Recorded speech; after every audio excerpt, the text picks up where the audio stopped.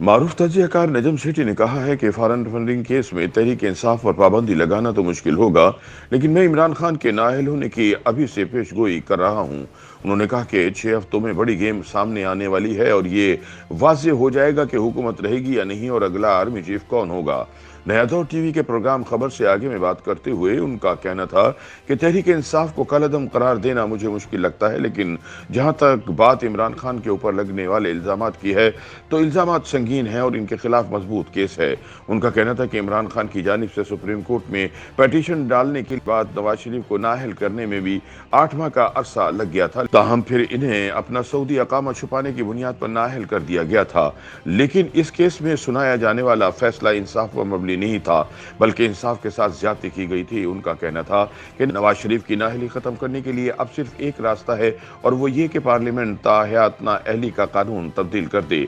नजम सेठी ने याद दिलाया कि पानामा केस को बुनियाद बनाकर इमरान खान की जानिब से सुप्रीम कोर्ट में दरख्वास्त दायर करने के बाद तब के वजीर आज़म नवाज शरीफ को 8 महीनों में डिसक्वालीफाई कर दिया गया था। लेकिन दूसरी जानिब इंसाफ का दोहरा मयार देखिए कि इमरान खान के खिलाफ फॉरेन फंडिंग केस के इल्जामात पर इलेक्शन कमीशन में दायर करदा केस का फैसला आने में 8 बरस लग गए।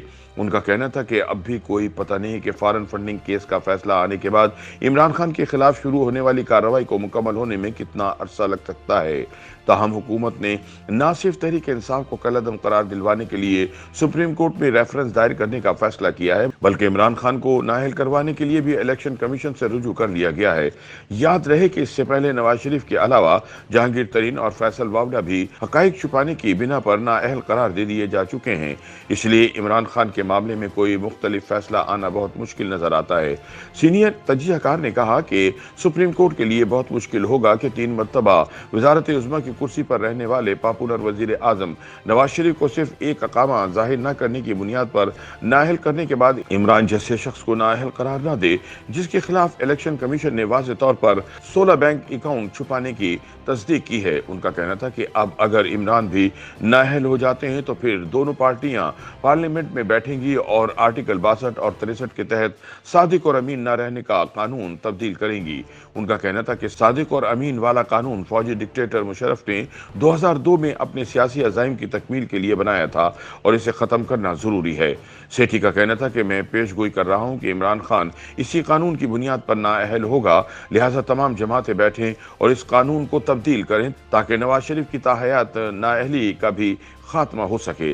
ज़िमनी इलेक्शन पर बात करते हुए उनका कहना था कि इमरान खान ने कौमी असम्बली के 9 हलकों से इलेक्शन लड़ने का फैसला किया है। इसका मतलब है कि अब इन्हें अपनी पार्टी और लोगों पर एतमाद नहीं रहा। उनका ख्याल है कि वो उड़ जाएंगे।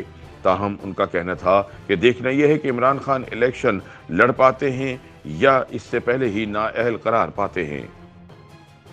YouTube पर गूगली न्यूज देखने के लिए youtube.com की सर्च बार में गूगली न्यूज टीवी टाइप करें। गूगली न्यूज के पेज पर सुर्ख रंग के सब्सक्रिप्शन वाले बटन पर क्लिक करना ना भूलिए। YouTube पेज पर अपलोड होने वाली वीडियोस से बाखबर रहने के लिए बेल आइकन पर क्लिक कीजिए। आपको हर नई वीडियो के बारे में नोटिफिकेशन मौसूल हो जाएगा।